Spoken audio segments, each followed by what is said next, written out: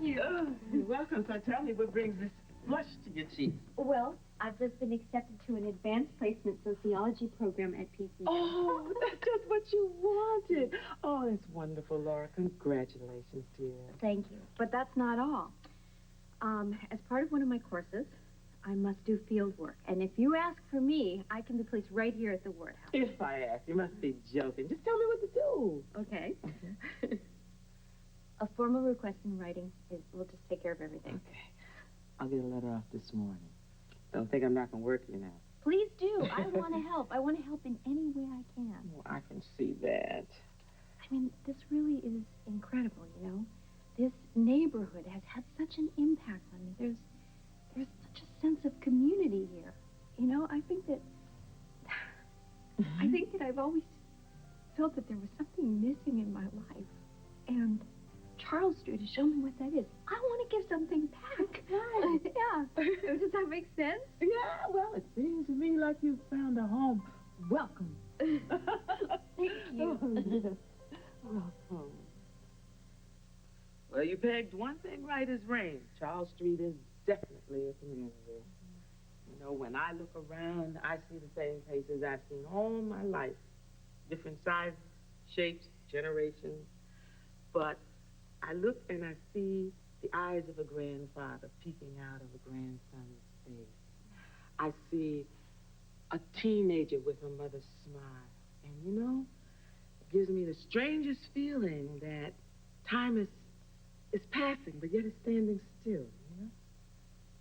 But the area must have changed a lot since you've been here. Oh, yes, it certainly has. And I'm proud to say that my son Bradley had something to do with those changes, too. Yeah. You know, I still can't get over it. I was living here in Port Charles at the time that Bradley was doing his work, and I wasn't aware of him. Honey, you were barely a teenager. You were thinking about boys and clothes as you should have been. Oh, Lord knows we're only young for such a short time. But you know, when I look back on those times, it's hard to believe that we experienced so much change in such a little space of time, you know? I don't mean the kind of change where people move out, other people move in, or building gets torn down and another one replaces it. I mean a different way of looking at life, at your worth, and realizing that you are entitled to certain things for no reason other than you are a citizen of this country. It's basic human rights. And Laura, that realization is so powerful that it's empowering.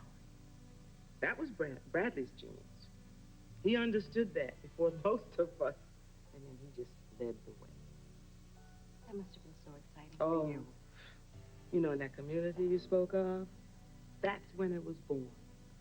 Living room couches in front of television sets, around kitchen tables, and not just on Charles Street. This was going on all over the country. People coming together. You know what I'm saying? Yeah. People coming together. And when it boils down, that is the definition of a community. It's people. You know, I think that's the thing that I miss the most with Luke and I being gone so long. A sense of continuity and a sense of place.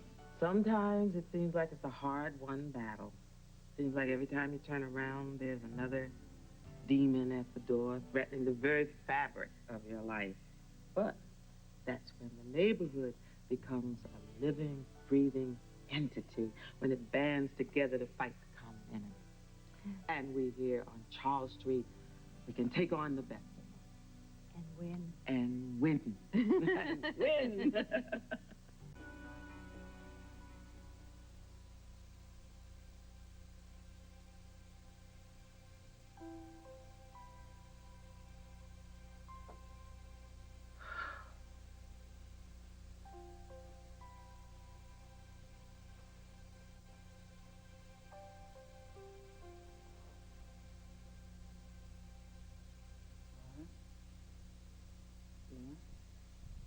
Oh.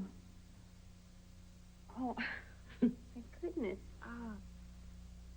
I'm sorry. I don't usually do that. I mean, I never take naps. These little guys can wear you out. Oh, I don't know how you do it. Honestly, you have so much energy. Well, Laura, you're out of training. You hang around here. We'll get you back in shape. I have a minor miracle to report. It's February, and there is not a sore throat or ear infection in this house. Amazing. That'll last about 2 minutes. Oh. May I use your phone? Oh, sure, babe.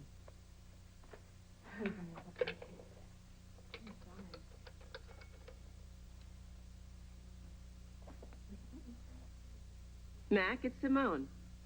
Thanks for getting back. Listen, Maxie's fever's up again. Felicia wants to take her to the hospital. Stay home. Keep Maxie comfortable. I'm on my way back to the hospital. I'll stop by your place first. Great, you're a lifesaver, Simone. I better be going. I'm going to be late for my shift. Mac and Felicia are really concerned with Maxie's fever. We can't seem to break it. Is it the flu? It's some sort of a virus, I think, but it's worrisome because it's been going on for so long. I better get going. Okay. I'll let myself out. Thanks, Simone. I'll see you both later. Bye. Simone to the rescue. If there's ever anybody I want around when my babies get sick, it's that fine young woman.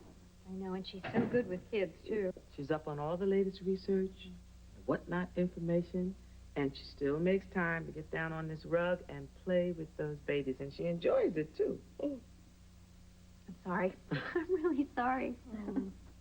You want some coffee? I could use some. No, actually, I've kind of gone off coffee lately. Wait, that might be the reason I'm so sleepy right there. Girl, will you go easy on yourself? You know, you had Lucky in the hospital, and that's the worst strain when you have a sick baby. I don't care how old he is. He moved into a new house, and moving is right up there with the big upheavals in life. And you've been on the move for a long time. There's nothing wrong with you, Laura. You just need to settle down. All right? Just settle down. Get your energy back. And Luke, too. Okay? You're right. Yeah. You always are. I know. How is Luke? He's working hard.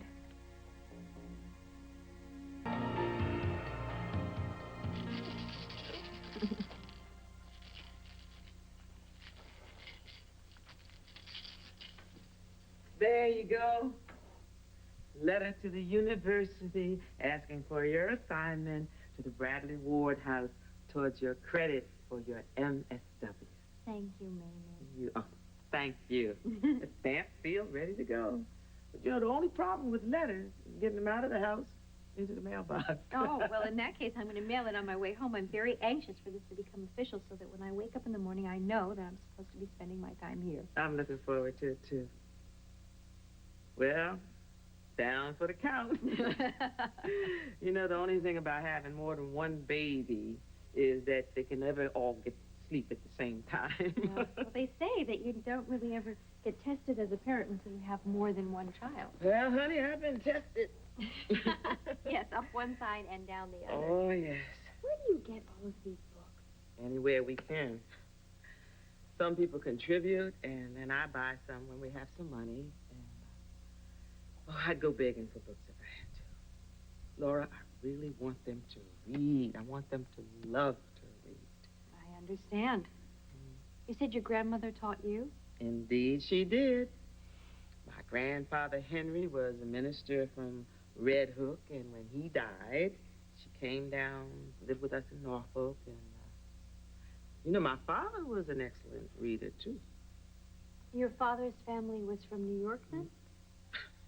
Honey, my grandfather, Henry Courtney, was born a slave in the shadow of the Signal Mountains in Tennessee, 2 years before the Emancipation Proclamation. Really? Mm-hmm. His mother and his father came up on the Underground Railroad with a baby son, change of clothes, and $1 in cash. And Reverend Beecher found them work, and my great-grandma May, she became a cook for abolitionist family. My great-grandfather Claudius became a groom in a livery stable in Brooklyn Heights on Henry Street. The first house they came to was on Pineapple Street in Brooklyn Heights. And that's where my grandfather Henry grew up. I wish Lucky were here. I would love for him to hear about this stuff. I would love to tell him this story. All these stories. My grandfather had wonderful stories. And, you know, I think that's important, telling each other stories. Oh, yes. Common ground. It gets us on common ground.